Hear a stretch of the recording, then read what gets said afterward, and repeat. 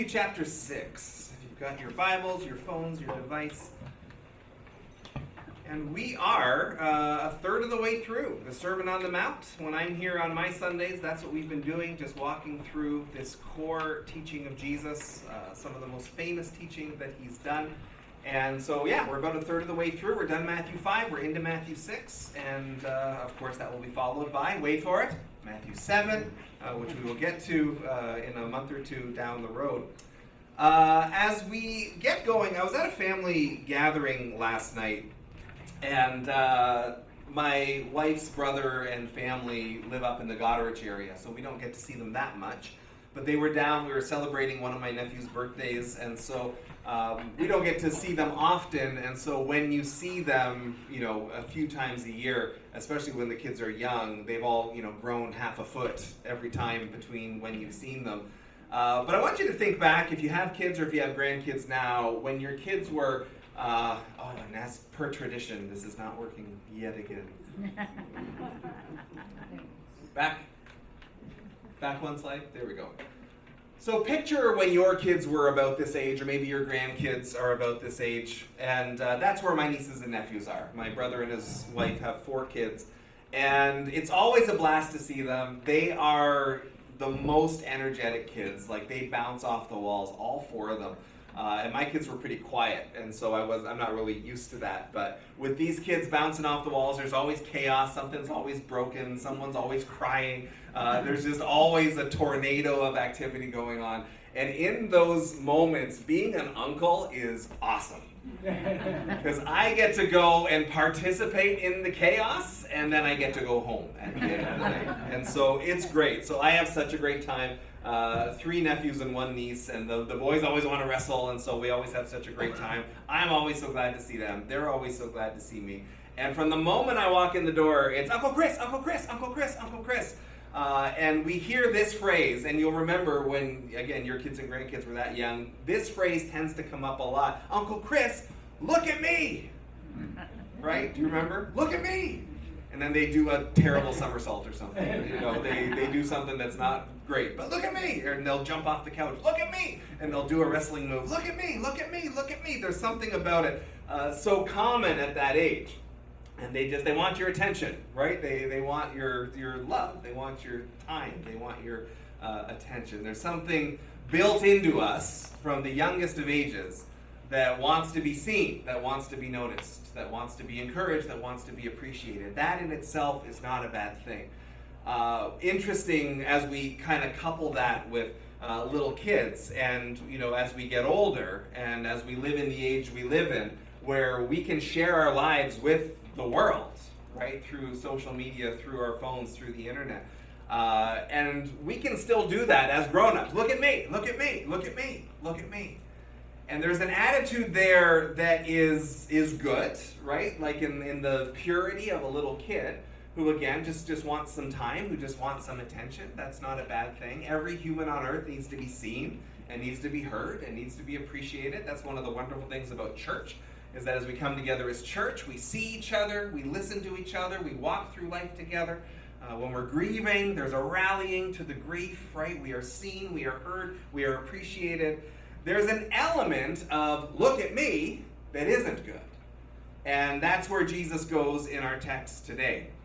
As social media started taking off, I was in my early 20s, in the early 2000s, and that's when things like Facebook were just becoming common. And as we were all kind of getting used to these things, at the time they were new, and now of course there's many, many more. I have a friend who works in tech. He works, you know, with apps and things like that. And he sent me a study once a few years ago that said these apps are not, I mean, he's a big fan of them. He makes his living off of working with them. But he said there's a warning here where these apps are designed to hijack our brains to a certain extent. That when you post something and you get a bunch of likes, your brain releases a chemical called dopamine, which you've probably heard of. It's a pleasure chemical. And it's so easy to get addicted to it. And then if you post something and nobody likes it, you can crash, right? And so there's a way that these things are affecting us that I don't know that we're totally understanding in its fullness yet.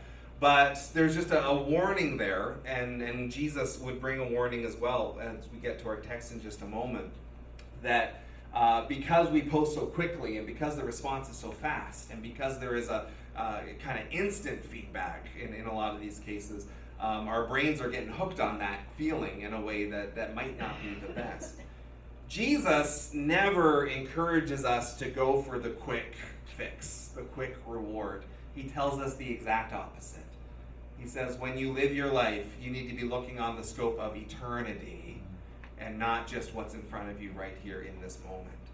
We will all stand before God one day. We will all give an account for our lives, and we will have to explain what we did with the time that we were given, and how did we steward the time, the gifts, the resources that He put in our hands. That is not meant to be a terrifying thing, but there's a fear of the Lord that is actually a good thing, where we understand that we are accountable to one who is greater than ourselves, and we will one day give an account.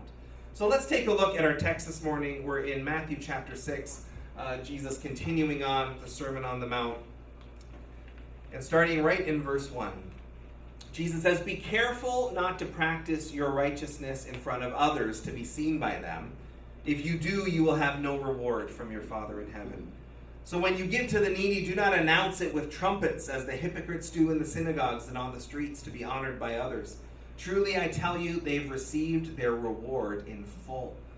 But when you give to the needy, do not let your left hand know what your right hand is doing, so that your giving may be in secret.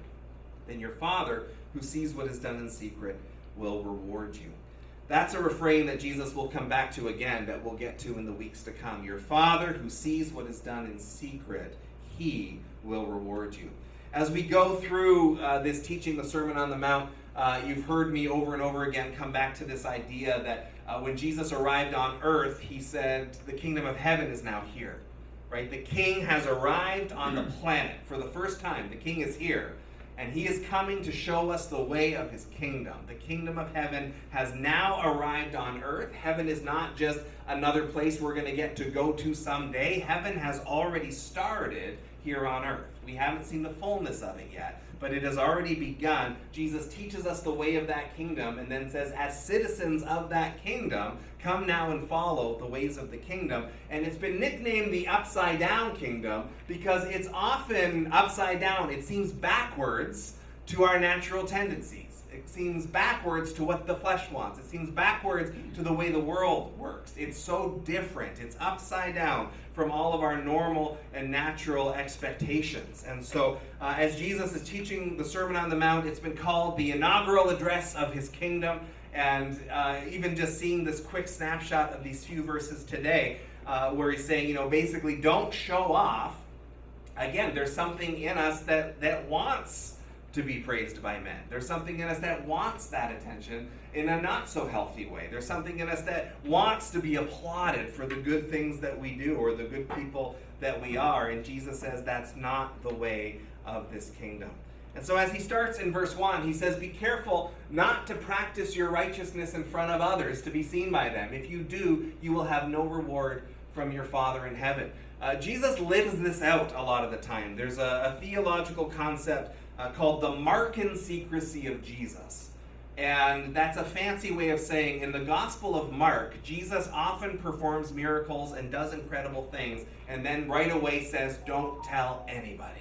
The Markan secrecy, the secrecy that we see in the Gospel of Mark. That Jesus was not showing off in the way that you would naturally expect. When Jesus was tempted in the wilderness, one of the things the devil tempted Him with was jump off the temple, the angels will grab you and protect you, it'll be this big, great, glorious display. Jesus says, no, that's not what I'm doing. I'm actually going under the radar in my ministry. I'm not showing off. I am not practicing these things. Not that He literally didn't do things with people, obviously, but He wasn't there broadcasting it and showing off.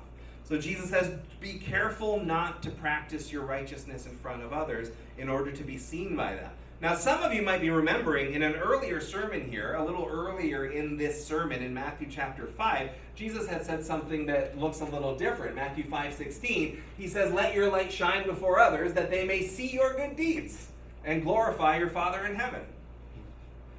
So which is it? On one hand, Jesus is saying, don't show off your righteousness in order to be seen. Another time, Jesus is saying, let it shine. Let those deeds out there so that people might glorify God. Is Jesus contradicting each other? Well, no, we don't believe that that is possible. And the only thing I can see as we hold these two verses together in tension, on the one hand, Jesus saying, don't show off your deeds of righteousness in front of others to be seen. And then in another one where Jesus is saying, seems to be saying, no, let those good deeds out so that people can glorify God. The only difference I can see has to be in the heart, the attitude, the motivation behind it. Yeah. That's the only difference I can see. Jesus would rebuke the Pharisees a little later in Matthew chapter 23. So these were the religious leaders of the time, and he would say, everything they do is done for people to see. Everything they do is done for that reason. They want to be seen by people. They're not trying to do good for the sake of good. They're not trying to do good to glorify God. Everything they do is done for people to see. They make their phylacteries wide and the tassels of their garments long. These are things that they used to wear that showed that they were a Pharisee.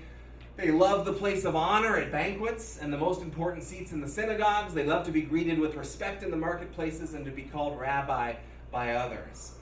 And so I think this helps us look at those other two verses. And says, Jesus says there's something in the way the Pharisees acted. They were doing it only to be seen. Right? In our modern parlance, they wanted the clicks and likes and comments. Right? They wanted that experience. They wanted to be praised. They weren't trying to serve others. They weren't trying to glorify God. They wanted to be seen by men. That was their motivation. And so Jesus is saying that. Don't do it for that reason. Don't do it to be seen. Do it to glorify God. And if you're doing it to glorify God and it happens to be seen and they glorify God in heaven, that's amazing. If you're doing it so that you will be praised, you'll receive the applause, that's the wrong motivation. Jesus says, if you do that, you will have no reward from your Father in heaven. It calls us to say, where do we want our reward to come from? Because you can have your reward here on earth in a moment. You can receive the applause and praise of man. You can. And then that's it. Jesus says you're done. That's all the reward that you get. Or, Jesus says, you can live with an eternal perspective, which is important all the time anyway for followers of Jesus. You can live with eternity in mind and understand that our life here on earth is so short and eternity is so long we cannot even comprehend it. Francis Chan used to do an illustration. If I was on the ball, I would have brought some rope with me today, but he would get a piece of rope and he would tie a knot just on the end of it, and it would be a long rope. So picture a long rope going from here to the speaker and a little knot on the end of it. And he would say, this isn't a perfect illustration, but this knot is our time here on earth. If you live to be 120, which is about as long as we can live here on this earth, that's about the limit. If you live to be 120, this knot is earthly time. And then this rope, which will, in the illustration, keep going and going and going and going and going, that's eternity. Right? All that's eternity. This is our time here on earth. All of that is eternity. This is our time here on earth. And we put so much focus on this knot at the end of the rope that is, perspective-wise, so short, so brief. And then there's eternity, which is going to last for, wait for it, eternity, infinity, forever and ever and ever. Like, what reward do you want? Do you want reward here for a second, or do you want reward that's going to last for all eternity? We know where Jesus is at. We know where he wants us to be. Don't give your life to the momentary applause of man. Don't give your life to a few likes or comments on social media. Live towards your eternal reward. The reward will be better and it will last longer. Where do you want your reward? Do you want it for a second in the here and now, or do you want the blessing of God that's going to last for all eternity? Paul says this in 2 Timothy chapter 4, for I am already being poured out like a drink offering. Paul is sensing that he's coming to the end of his time here on earth. The time for my departure is near. I have fought the good fight. I have finished the race. I have kept the faith. Now there is in store for me the crown of righteousness, which the Lord, the righteous judge, will award to me on that day, and not only to me, but also to all who have longed for his appearing. And there's a number of times in the New Testament that talks about our heavenly reward. There's different crowns talked about and different things, and we don't fully know, right? We're getting a glimpse of what heaven's going to be like. But what we know is no one gets to heaven based on what they do in this life.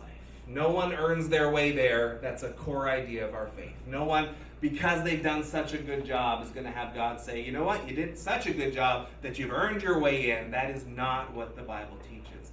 The Bible teaches us no matter what we've done that's good, it doesn't solve the problem of our sin, right? The sin that separates us from God. The sin that ultimately leads us to death, because death is separation from God. If you've separated yourself from God, there's no life left for you. And so we get to heaven not by the good things that we do. That doesn't solve our sin problem. The sin problem needed solving, and we believe that Jesus solved it for us on the cross. That at the cross, Jesus took our sin and nailed it to the cross, killing that thing, killing that sin that was keeping us from God. And then he rose from the dead, and he went to heaven before us, and he said, come follow me all the way to eternal life. And we believe that we get to heaven not by earning our way in, because we can't. We get to heaven by grabbing a hold of Jesus, who's already there. And we say, Lord, I'm yours. I'm following you all the way to eternal life. You've dealt with my sin for me. I don't have that thing hanging over me anymore. I put my faith and my trust in you. So no one gets to heaven because of the things that we do. That being said, the Bible does still say that one day we will be judged for the things that we did in the body.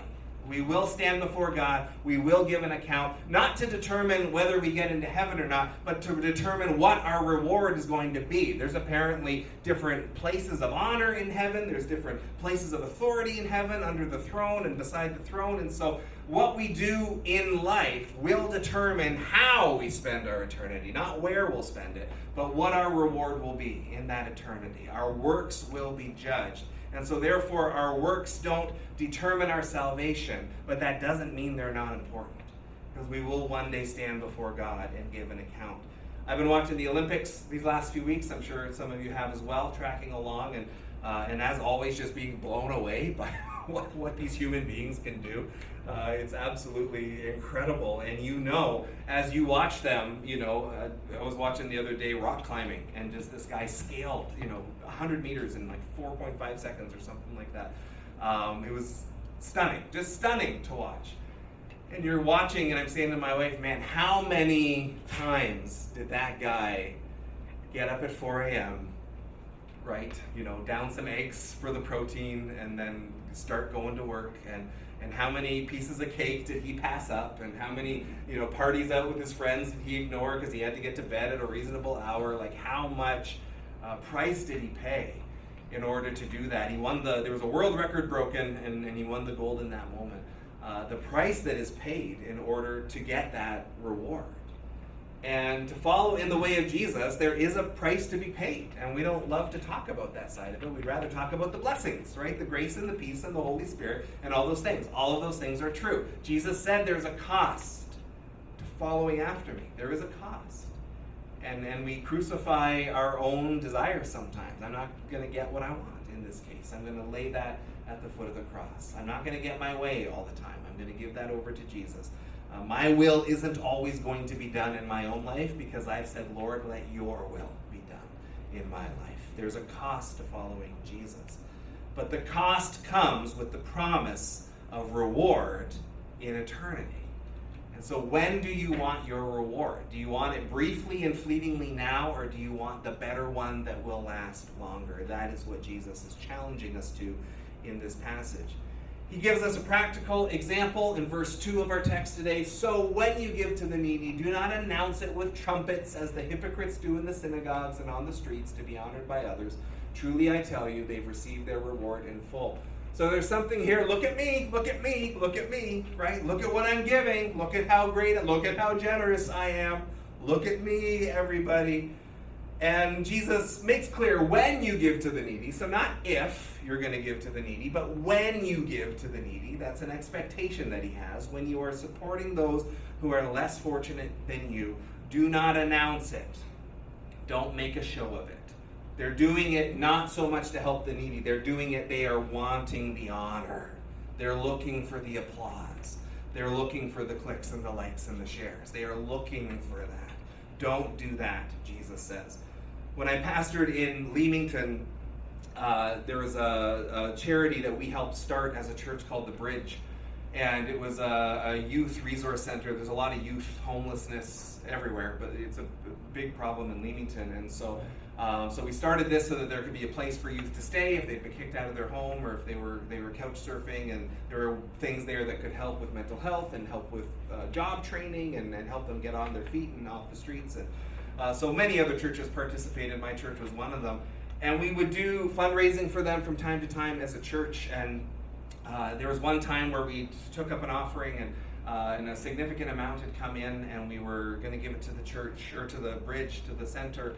And they said, well, when someone gives, a large amount, we'd love for you to come down, and, we have one of those big checks, and we'll write the number on and say this came from Meadowbrook Church, and we'll get a picture, and it'll be in the paper.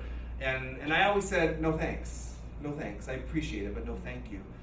And it's because I was trying to honor this, right? And I didn't want it to be, hey, everybody, look at us and look at what we gave. And I wanted it to be, no, Jesus said give in secret, so we're going to give in secret. And there were members of my church who would say, and I mean, they're not totally wrong, but they would say, hey, wouldn't it be great for our church to be known as generous, right? So many people think of Christians as just in their little churchy clubs, and they don't know that we do stuff in the community. Like, maybe some people would be interested in coming to the church. Maybe some people get saved because of it. I don't disagree with that thinking.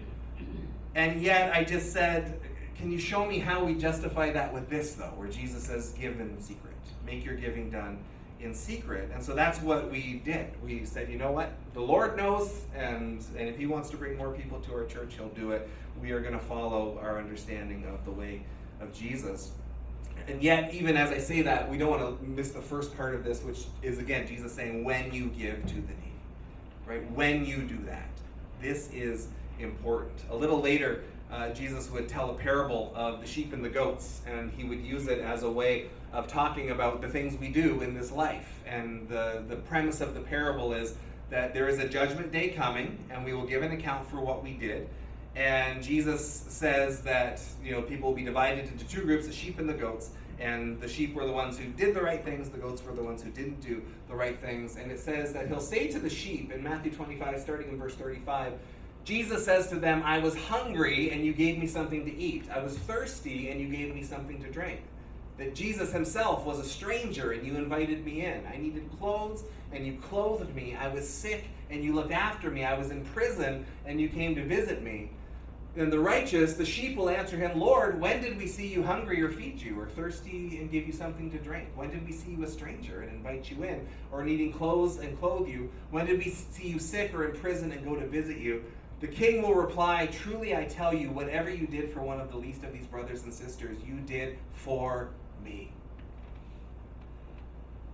So on Judgment Day, Jesus is saying to these people, you did all these wonderful things for me. And they're saying, no, we didn't. We never saw you, Lord. You were in heaven. When did I never had Jesus to my house. Jesus was never in jail, right? When did those things happen? And Jesus says, what you did for them, I count that as you did it for me. And so there's the golden rule of Jesus where we understand Jesus saying, treat others the way you would want to be treated. Right? That's one of the core ideas, that you treat others the way you would want to be treated. This is actually a whole other level. Here Jesus says, treat others the way you would treat me. Treat the people around you, especially the ones in need, the way you would treat me. If we knew Jesus was physically in this room and he was hungry, no one's going to say, the potluck's just for us, sorry. If Jesus was not feeling well, no one's not going to bring him some soup, right? If we knew Jesus himself was in need, we would do anything for him. And Jesus says, good, now that's how you are to treat the ones around you. That's how you are to treat the needy among you. That's how you are to treat the ones in prison, which is maybe the weirdest one of everything on that list, because people are in prison because typically they've done bad things. And yet Jesus says, hey, if I was in prison, you would visit me. And so someone needs to go to those ones and treat them the way that you would treat the king if the king were in the room. Now that can be overwhelming to think about at times, right? There's poverty everywhere. There's need everywhere. There's people in prison everywhere. It can be overwhelming to say, okay, well, what does that mean for me? What does that mean for our church? What does that mean for all the need in the world? Like, you can't do everything. I have a friend who is a very, very wealthy businessman, and he's just trying to get his head around, it's a terrible problem. What do I do with my money, right? What do I do with all this money? And he's very, very generous, and he gives away so much every year, and yet he's got a conviction of, I need to do more. And you know what? He's wealthy. He can do more. He can do a lot more than I can. And that is good. And I'm glad to meet a wealthy person who's not just saying, I want a bigger house, or I want another fancy car, or I want to build a cottage, or whatever. He's saying, I am going to give it away. God's blessed me with it. I want to give it away. And he's overwhelmed even of like, but where do you do it? There's so much need in the world. We can't solve poverty. Jesus told us that there will always be poor, right? We can't solve these problems permanently. There's a quote here that I love. Ironically, it's shared on social media all the time, so you might have seen it there, and it probably got a lot of clicks and likes. From Edward Everett Hale, he said, I am only one, but still I am one. I cannot do everything, but still I can do something. And because I cannot do everything, I will not refuse to do the something that I can do. And I just love the simplicity of that, right? I can't do it all, but I'm not going to let that cripple me from doing anything, which is, I think, what happens to a lot of us, right? I don't know where to start.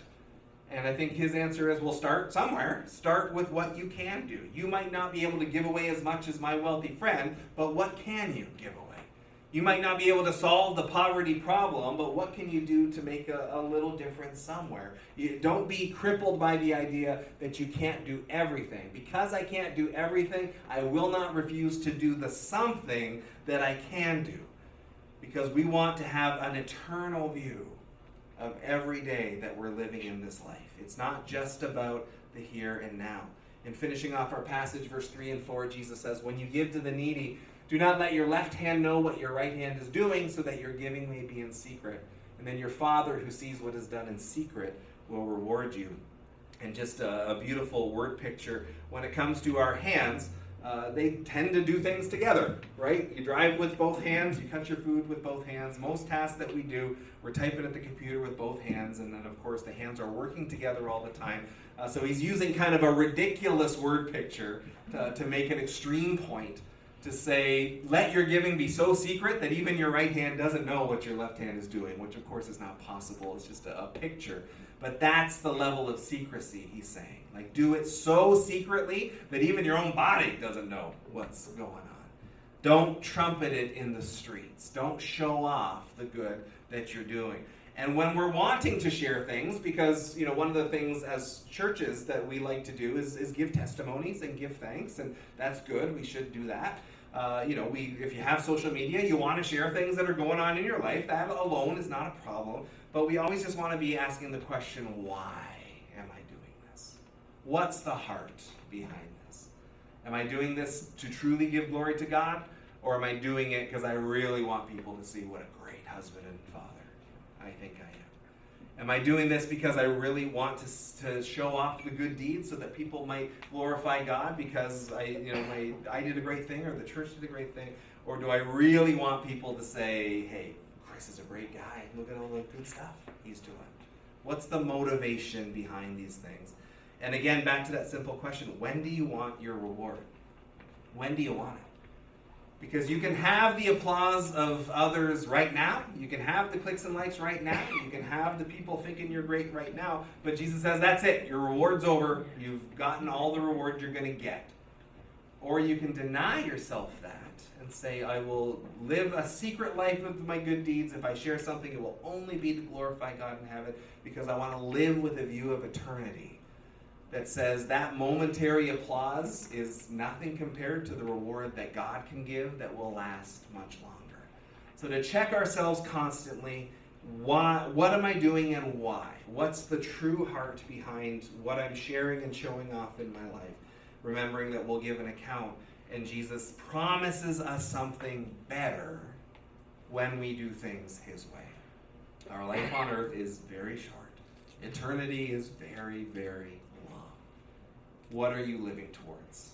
The temporary moment right now, or the eternal view. And again, in the upside down kingdom, that challenges our flesh, because my flesh wants what it wants, and it wants it now, right? And the momentary buzz of the applause of man is maybe not the better reward, but it's here right now, right? It's a moment I can grab a hold of. It's here for me right now. In the upside down kingdom, we shift our thinking, we shift our behaviors out of that, and we say, no, I'm living for eternity. I'm living with eternity in mind as I follow in the way of Jesus. Come on, worship team, as we get ready to close off. Heavenly Father, thank you for your word. And as always, Lord, we know how it both encourages us and challenges us. It's a challenging word today. Help us to find that balance between letting our light shine to glorify God and also between the dark side of that, of showing off my deeds of righteousness for the